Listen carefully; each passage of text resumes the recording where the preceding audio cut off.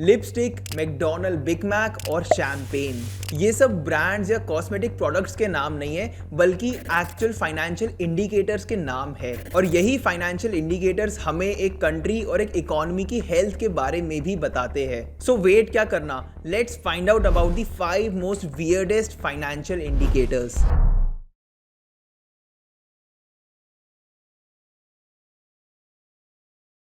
इस लिस्ट का जो पहला वियर्ड फाइनेंशियल इंडिकेटर है उसका नाम है मेंस अंडरवेयर इंडेक्स। और ये इंडेक्स जितना वियर्ड साउंड करता है उतना वियर्ड एक्चुअली है नहीं, क्योंकि ये अनयूजुअल इंडिकेटर किसी कंट्री की इकोनॉमी की रिकवरी का एक बहुत ही पावरफुल साइन माना जाता है। According to the US economist Alan Greenspan, जिन्होंने इस इंडेक्स को एक्चुअली क्रिएट भी करा था, शॉपिंग की टाइम मेल कस्टमर्स की फर्स्ट प्रायोरिटी होता है अंडरवेयर परचेज करना, और इसी की वजह से अंडरवेयर्स की सेल मैक्सिमम टाइम पे स्टेबल रहती है। लेकिन अगर किसी टाइम पीरियड पे मेंस अंडरवेयर की सेल अनस्टेबल हो जाती है, हमें ड्रॉप दिखने लगता है सेल्स में, इसका मतलब है कि मेन अपनी इकोनॉमिक कंडीशंस के कारण बहुत फ्रस्ट्रेट हो रखे हैं और इसीलिए वो ऐसी बेसिक प्रोडक्ट्स को भी खरीदना अवॉइड कर रहे हैं। और जब हम ऐसा पैटर्न अक्रॉस द इकोनॉमी देखते हैं तो ये एक बहुत ही स्ट्रॉन्ग इंडिकेटर होता है अपकमिंग रिसेशन का। फॉर एग्जांपल 2008 के इकोनॉमिक रिसेशन के टाइम मेंस अंडरवेयर की सेल 2007 से 2009 के बीच में मैसिवली ड्रॉप हुई थी,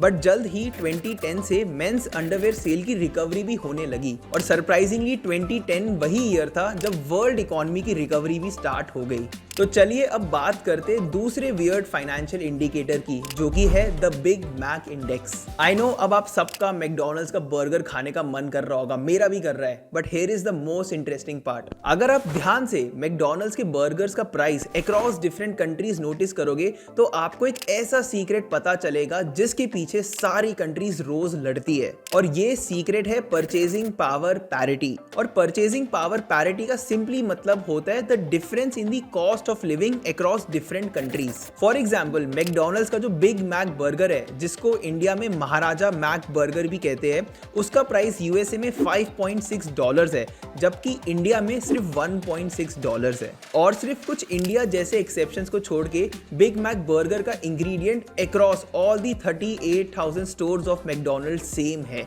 और इसी एस्टोनिशिंग फैक्ट को नोटिस करके 1986 में इकोनॉमिस्ट पैम वुडॉल ने the Big Mac index launch करा, जिसके थ्रू आप और हम आज भी ये पता कर सकते हैं कि किसी कंट्री में वहां के लोगों की परचेजिंग पावर क्या है और उनकी करेंसी की वैल्यू क्या है। और अब आप सोचोगे कि सिर्फ मैकडॉनल्ड्स का इंडेक्स क्यों है, केएफसी का या बर्गर सिंह का इंडेक्स क्यों नहीं है? इसका सिंपल रीजन ये है कि मैकडॉनल्ड्स के अराउंड द ग्लोब बहुत सारे आउटलेट है, 100 से भी ज्यादा कंट्रीज में मैकडॉनल्ड्स के स्टोर्स है, और इसीलिए मैकडॉनल्ड्स के बिग मैक इंडेक्स को ट्रैक करके हमें परचेजिंग पावर पैरिटी और वैल्यू ऑफ करेंसी की एक काफी क्लियर पिक्चर मिलती है। लेकिन इसके भी काफी सारे लिमिटेशंस है, क्योंकि अफ्रीका जैसे कॉन्टिनेंट में मैकडॉनल्ड्स के आउटलेट सिर्फ मोरक्को, साउथ अफ्रीका और इजिप्ट जैसी कंट्रीज में है, और डेवलपिंग कंट्रीज में लोग मैकडॉनल्ड्स के बर्गर को छोड़ के ज्यादा चीपर बर्गर्स जो उनके लोकल स्टोर्स में मिलते उसको प्रेफर करते हैं, और यही चीज हमारे इस बिग मैक इंडेक्स को लेस इफेक्टिव भी बनाती है।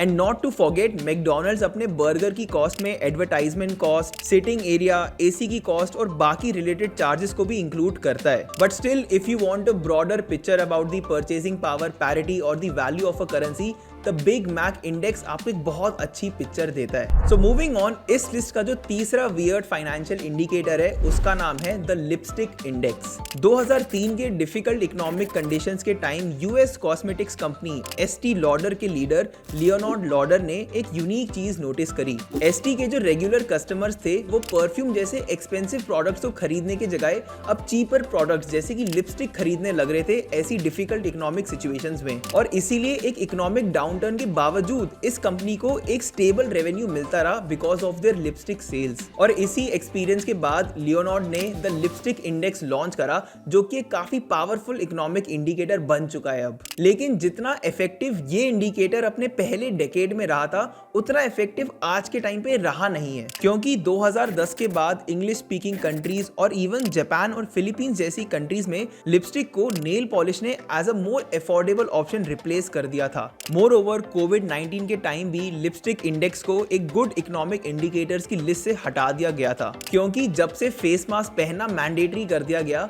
लोगों ने लिपस्टिक की जगह विमेन आई मेकअप को ज्यादा परचेज करना स्टार्ट कर दिया और इसी कारण से इस लिपस्टिक इंडेक्स की जो इफेक्टिवनेस थी वो थोड़ी कम हो गई। सो मूविंग ऑन, इस लिस्ट का जो फोर्थ वियर्ड फाइनेंशियल इंडिकेटर है उसका नाम है the champagne index. House party से लेके वेडिंग्स तक शैंपेन को हर जगह सेलिब्रेशन के टाइम पे यूज किया जाता है और इसी फैक्ट को नोटिस करके इकोनॉमिस्ट ने डेटा कलेक्ट करना स्टार्ट करा और उसको एनालाइज करा, ये देखने के लिए कि क्या शैंपेन और इकोनॉमी में कोई रिलेशन, कोई डिपेंडेंसी निकाली जा सकती है। और जब रिजल्ट आया तब ये पता चला कि शैंपेन की डिमांड किसी इकोनॉमी के ग्रोथ के साथ साथ बढ़ती रहती है। फॉर एग्जाम्पल 2008 के रिसेशन से ठीक 2 साल पहले 2006 में शैंपेन की यूएस में सप्लाई 23 मिलियन बॉटल्स तक हो चुकी थी और रिसेशन के बाद 2009 में ठीक उसकी आधी यानी कि लगभग 12.5 मिलियन बॉटल्स हो चुकी थी।